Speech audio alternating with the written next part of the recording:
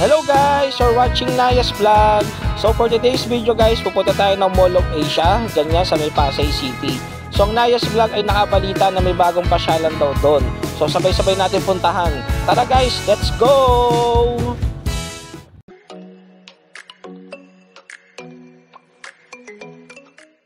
At eto na nga guys, kahit sobrang init, tuloy pa rin ang gala natin. Let's go! At ayun na nga guys, nakarating na rin tayo ng MOA sa wakas. Sa sobrang init at haba ng ating biniyahin, nakarating din tayo dito. Nga pala guys, ito nga palang tinatawag nilang bagong pasyalan dito, ang Sky Garden. Na outdoor nga pala ito guys. Paglabas mo pa lang dyan, mararamdaman mo na ang init ng klima. Kasi nga guys, tanghali tayo pumunta dito. Pero kung kayo gabi ay pupunta o hapon, sigurado maganda dito at malamig. Tara, ipasyal namin kayo kahit mainit.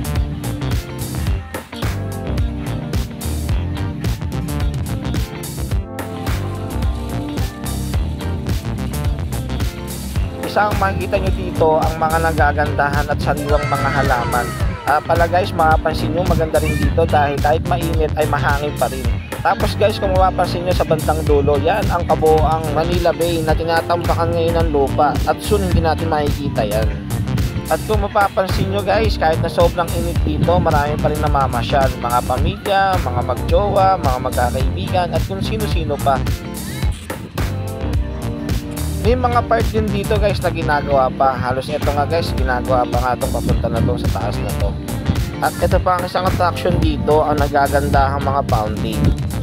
Kung sa gabi natin ito pupuntahan, ito ay may mga ilaw at isang attraction dito sa mga namamasyal. At kung mapapansin nyo ay may mga punong nakatanim dito na ilang buwan o taon na ito ay magiging lilim sa pasyalan na ito.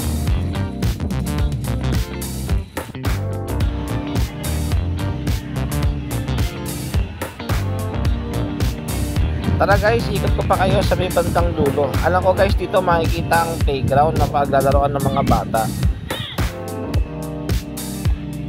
Isa ito sa attraction na makikita mo dito at talaga naman mag-enjoy yung mga bata.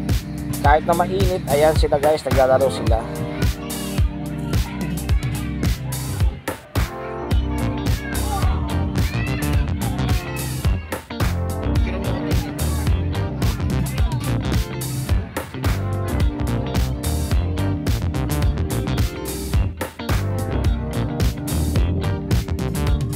At itong attraction na to ang pinakamaganda dito. Makikita mo ang kabuoang ganda ng Manila Bay. Itong advantage natin kapag maaga tayo pumunta o hapon, makikita natin ang kabuoang ganda ng Manila Bay. Pero kung sa gabi tayo pupunta, sigurado makikita na natin dito ang mga ilaw ng mga barko na yan.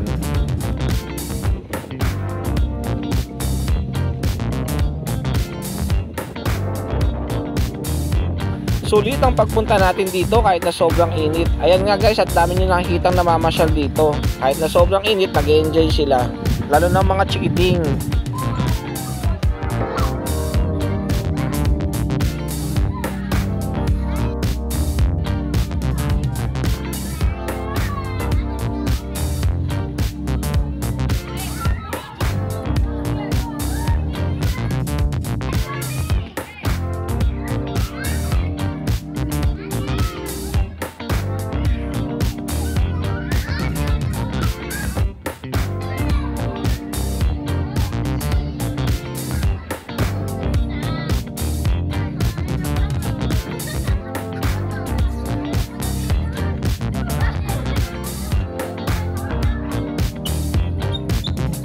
Ang maganda dito, may sariling CR, hindi mo na kailangan pumunta ng mall para mag-CR.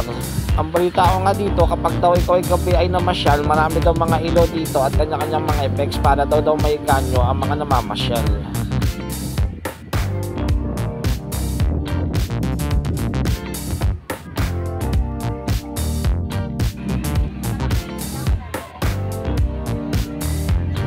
This is it guys, naway na-enjoy nyo ang ating pamamasyal dito sa Sky Garden na kahit na sobrang init, ayan nga't napasyal namin kayo. Kaya nasa sa inyo na lang guys kung anong oras kayo pupunta dito, it's either gabi o sa umaga. Thank you for watching guys. Sa mga hindi pa po nakasubscribe sa aming YouTube channel, please subscribe sa Naya's Vlog para lagi kayo update sa aming mga bagong video.